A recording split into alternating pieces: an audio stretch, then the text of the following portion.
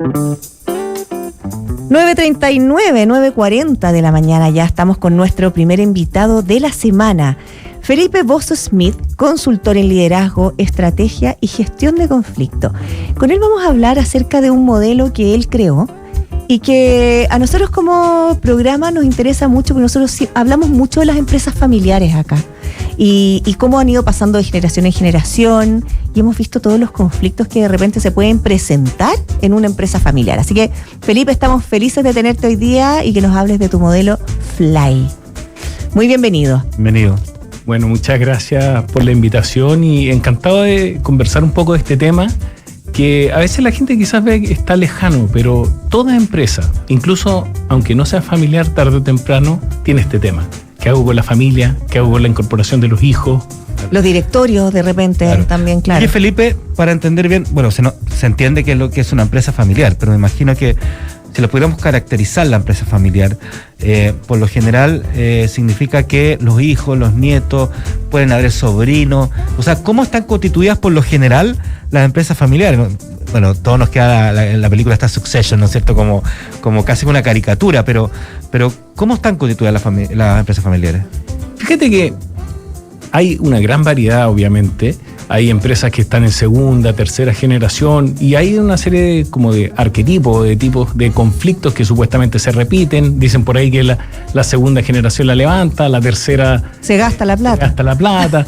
Pero la verdad es que yo llevo 25 años haciendo consultoría a empresas de distintos tipos y te encuentras de todo. Te encuentras una diversidad muy amplia. Hay empresas que tienen su directorio, su consejo de familia bien constituido. Hay unas que son muy frías, hay otras que son demasiado cálidas. Y se permite todo, pero no hay una receta única. Aquí quizás cada familia tiene que encontrar su propia receta para avanzar. Oye, Felipe, bueno, este modelo Fly de hecho es como un acrónimo. Familia, logística empresa, yacimiento y el más, porque es Fly más, representa el evento gatillante, una jubilación, una crisis, por ejemplo. ¿Podemos ir desglosando como letra por letra? Sí, obviamente. Mira, lo que pasó, Coté, es que yo me doy cuenta que cuando llega un consultor como yo a una empresa, decimos, no, tenemos mucha experiencia, hemos visto casos, pero ¿cómo audito cómo estoy yo en mi familia? Porque aquí se juntan tres lenguajes. Se junta el lenguaje de la familia, que se rige por el amor, por el cariño. Por la confianza. Por la confianza, por la lealtad. Pero también está el lenguaje de la empresa, que es el mérito, la gestión.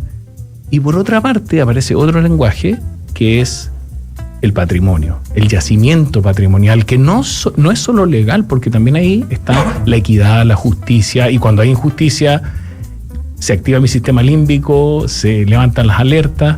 Entonces, ¿cómo conversan estos tres idiomas? Y lo que propongo en el diagnóstico es audítate.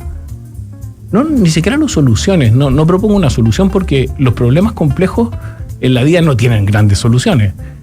Pero puedes avanzar, puedes estar mejor, puedes estar peor. Pero una auditoría igual inmediatamente en la familia puede generar cierta resquemor. ¿Por qué me están revisando? ¿Por qué me están chequeando lo que hice? Como que inmediatamente puede haber una falta de confianza también, ¿no? Fíjate que quizás la auditoría es como el primer paso de decir, hay que asumir que el conflicto en la empresa familiar existe y es inherente, pero es inherente a la naturaleza humana. No tenemos que tenerle miedo al conflicto, sino a la no gestión del conflicto. Cuando entendemos que el conflicto es natural, que hay intereses, distintas formas de ver la vida, cada uno de nosotros que estamos aquí vemos la misma situación de una manera diferente. Y eso pasa también en la familia. No es lo mismo ser hijo y cargar con el peso de un legado, ser tercera generación o ser el fundador y querer preservar tu patrimonio. Frente a los mismos hechos tenemos miradas distintas, y es atreverse a decir, ok, diagnostiquemos cómo estamos en la familia, cómo conversamos, cómo está la empresa. ¿Es válido el liderazgo? Ahora, por tu experiencia, principalmente, Felipe, ¿cuándo se dan los principales conflictos, estos remesones? Cuando viene una generación nueva que hay que hacerse cargo, cuando hay que crecer a otro país, cuando llega alguien externo y a lo mejor la empresa hay que cambiarla, porque también llegan personas externas a meterse dentro de estos círculos familiares. No te hablo solamente de nueras, yernos, sino que puede ser alguien. Entonces, pero ¿cuándo finalmente se gatillan esos conflictos? El cuñado, siempre es culpa del cuñado. O el cuñado, claro. Claro. Mira, ese es el tercer factor, o sea, está familia, empresa y yacimiento patrimonial, pero el factor gatillante suele ser el plus.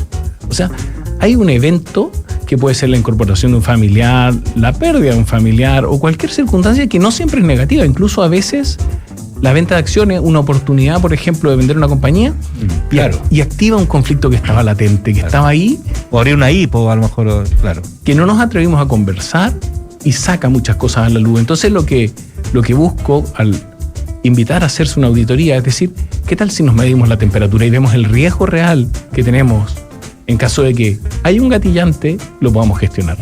Oye, Felipe, bueno, tú también haces consultoría no solamente en Chile, sino que en otras partes del mundo. Me gustaría saber si hay alguna diferencia en las empresas familiares en Chile, que tenemos una idiosincrasia bien especial, versus otros países que tú has visto estas mismas empresas familiares. Bueno, yo creo que Chile tiene una particularidad muy especial y es que somos la mezcla y la incorporación de muchas culturas. Yo trabajo mucho en España, trabajo mucho en Italia y obviamente nosotros tenemos mucha influencia de España y de Italia. Sí, pues somos latinos. O sea, somos latinos. Al igual que ellos. La distancia al poder es similar. Por ejemplo, una vez me tocó trabajar en una empresa danesa en Dinamarca con el Senior Vice President y un tipo que tenía un puesto altísimo, pero estaba sentado en una mesa así casi como de un cowork, uno más. Y eso, por ejemplo, en una empresa española o en una empresa chilena es difícil ver a alguien que tenga un puesto muy alto que esté sentado igual que todos los demás. Todavía hay jerarquía como bien estructurada en nuestro país. Somos sociedades más jerárquicas. Las empresas italianas, bueno, ahí el tema obviamente de la familia tiene una importancia increíble. Sí. Es verdad. Claro, me imagino que, en las culturas latinas es mucho más potente el tema familiar que en las culturas más anglo o europeas, ¿no? La mamá, sí, claro que sí. Y no solo eso, tengo también experiencia en empresas cotizadas en Nasdaq en Estados Unidos, y uno dice, bueno, ¿qué tiene que ver una empresa cotizada en el Nasdaq con ser familiar? Y la verdad es que sí tiene que ver, porque el accionista principal tarde o temprano va a tener que tomar una decisión. Incluso si deciden no incorporar a sus hijos, bueno, ¿cuál es la forma? Claro. Oye, por lo general, cuando haces estas consultorías, el objetivo de estas empresas familiares es más que nada resolver el conflicto o lograr más rentabilidad para tomar las decisiones, que son dos objetivos completamente diferentes, ¿no? Fíjate que yo creo que si lo que buscas es resolver el conflicto, estás equivocado de partida. Ya. Porque hay ciertos conflictos en la vida, y yo los llamo wicked problems, están definidos ya hace mucho tiempo, que son conflictos que son enquistados, que tienen muchas variables, que tú intervienes sobre una variable y eso automáticamente genera una serie de reacciones inesperadas sobre otras y por lo tanto no se solucionan. Los verdaderos problemas en la vida no se solucionan, se gestionan y tienen temperatura. Entonces, yo invito a pensar mejor, ¿por qué no pensamos esto como cuáles son mis zonas calientes, cuáles son mis zonas frías, dónde tengo que hacer intervenciones de liderazgo, porque ya sabes que también me gusta el liderazgo para transformar el sistema y tener un equilibrio más sano. Claro. Y no necesariamente resolverlo. Y por supuesto que cuando hay un conflicto mejor gestionado, hay más rentabilidad. Tengo un profesor que me marcó mucho, que se llama Tomás Guillén, PhD de la Universidad de Valencia, que siempre me decía, Felipe, la empresa familiar se crea con amor, pero se destruye por falta de reglas claras. Creo que esa es la clave. Mira. Hablando de la clave. Claro, hablando de la clave. Oye, y en tu experiencia también, ¿tú notas que generalmente quienes están a cargo de esta empresa familiar quieren siempre que sus hijos sean parte de la empresa familiar? Porque hay muchos que a lo mejor quieren armar, un spin-off, el otro día hablábamos de spin-off, o no quieren estar en la empresa familiar y los dueños de la empresa sí quieren que esté. Entonces imagino que ahí también hay un drama que se va por otro lado, ¿no? Ese es un conflicto que, a mí además se me cruza algo aquí. Yo soy consultor, soy profesor de liderazgo, pero también soy hijo de empresario. También lo he vivido en carne propia y yo trabajé en una empresa familiar y vi en mis hombros lo que es sentir que algo no es lo que me gusta. Claro, a eso voy, claro. Y dice, oye, esta posición es cómoda, puedes avanzar, te da experiencia, la empresa familiar te permite asumir, a veces muy joven, decisiones, desafíos que es difícil hacerlo de otra manera y por lo tanto tiene mucho valor. Pero ¿qué pasa si no es tu vocación? Sí, Empieza a hacer un ruidito adentro que dice, Sí. ¿en qué minuto estoy viviendo la vida que otro eligió para mí o tomando mis propias decisiones? Tal cual. Oye, qué importante lo que dices, porque yo te diría que Chile también se armó en base a muchas empresas familiares y son el motor de la economía igual, pero esto es lo mismo que los divorcios. O sea, uno sabe con quién se casa, pero no con quién se divorcia. Entonces, es importante mantener, como dices tú, las reglas claras también. ¿Cuál dirías tú que es un gatillante o un factor de conflicto? ¿Dirías tú que es esta sensación de injusticia de repente de los hijos, de sentir que el padre no está beneficiando a todos por igual, o el patrimonio, o sentir que de repente, no sé, los sueldos no son igual? ¿Cuál dirías tú que es un factor gatillante de conflicto? Bueno, hablaste de la percepción de equidad.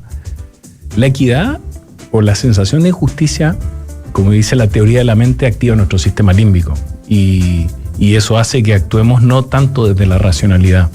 Pero fíjate que también los sesgos de género. He visto muchos casos donde mujeres se han preparado para asumir, pero por machismo directamente, permítanme que lo diga así, no se les da el espacio. Creo que eso está cambiando, afortunadamente eso está cambiando. Pero hay múltiples gatillantes del conflicto. Pero hay un factor que está en la F, que para mí es clave, que es la calidad de la conversación. Cuando una familia aprende a conversar los temas de la empresa en el lugar que corresponde, en el tono que corresponde, empieza a cambiar algo.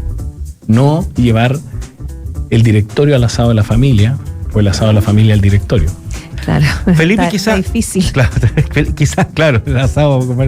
Quizás una de las decisiones más difíciles de una empresa familiar es cuando tiene que abrirse a bolsa, ¿no es cierto? O cuando tiene que dejar de ser empresa familiar. ¿Te ha tocado alguna vez ver ese tipo de conflictos, ese tipo de decisiones, no? Me ha tocado ver dos salidas a bolsa, una en la bolsa española de uno de mis clientes y otra en una salida al Nasdaq. Las dos fueron fuentes de conflicto. Claro. Pero fíjate que no necesariamente en la empresa, o sea, con la familia, también dentro de la empresa, con los directivos. Es decir, es que yo formé esto y ¿por qué este recibió una opción de compra y yo no?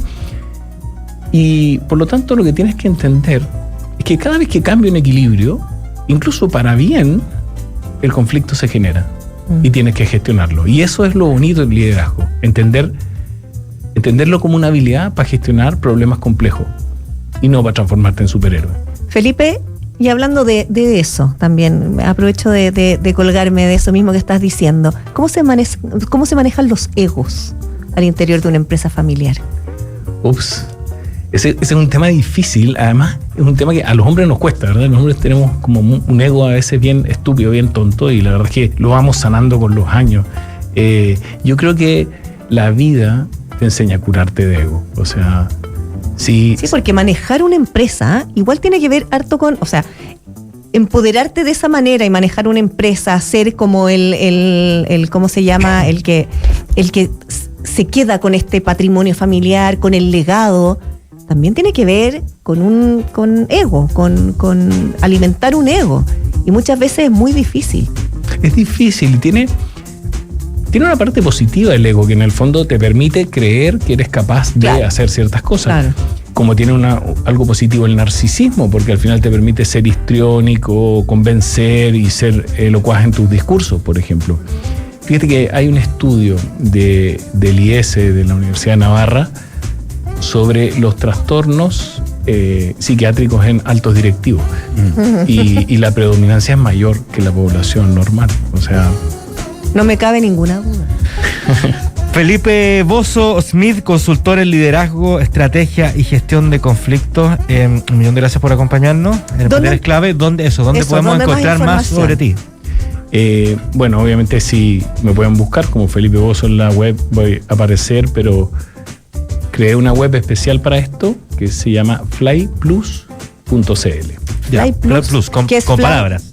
Sí, con palabras, fly con Y, plus, Perfecto. Súper, Felipe, 1.000.000 de gracias por acompañarnos y te vamos a dejar con este tremendo tema. Esta le encanta. Your Eyes. Le encanta a Daniel la Kylie Minogue. De Kylie Minogue, buena. Gracias.